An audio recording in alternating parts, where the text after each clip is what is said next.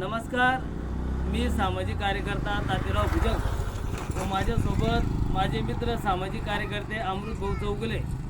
तर मित्रांनो, गेल्या 7-8 दिवसापूर्वी आम्ही शेलगाव नाचेलवेल या रस्त्याचा व्हिडिओ सोशल मीडियावर टाकला होता की हा 5-6 किलोमीटर रस्ता इतका खराब या ठिकाणी झालेला आहे आणि या रस्त्याने अनेक जणांचे ॲक्सिडेंट त्या ठिकाणी होत आहे. अनेक जणांचा जीव या रस्त्याने या ठिकाणी वापरताना गेलेला आहे आणि अखेर 7-8 दिवसाच्या नंतर का होईना आपल्या कन्नड तालुक्याच्या आमदार संजनाताई जाधव यांनी या रस्त्याची दखल या ठिकाणी घेतली.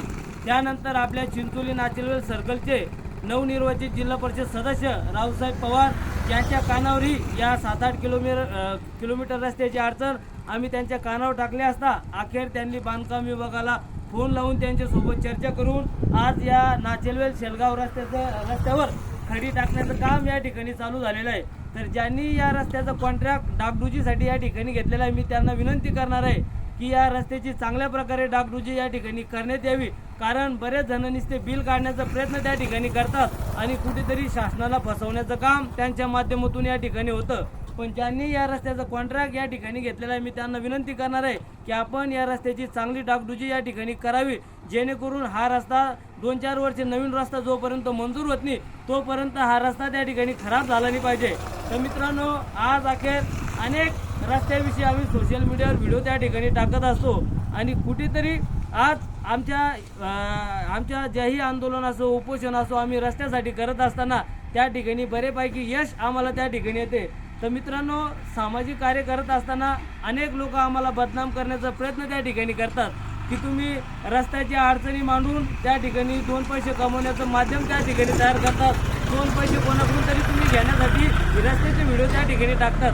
तर मी त्या विरोधकांना व बदनाम करणाऱ्यांना सांगू इच्छितो की मी एक भारताचा जागरूक नागरिक आहे आणि मला ज्याही लोकांच्या अडचणी दिसल्या, मग रस्त्याच्या असो, शेतकऱ्यांच्या असो किंवा अनेकही सामाजिक अडचणी असल्या, त्या अडचणी मी सोशल मीडियावर मांडण्याचा प्रयत्न त्या ठिकाणी करतो.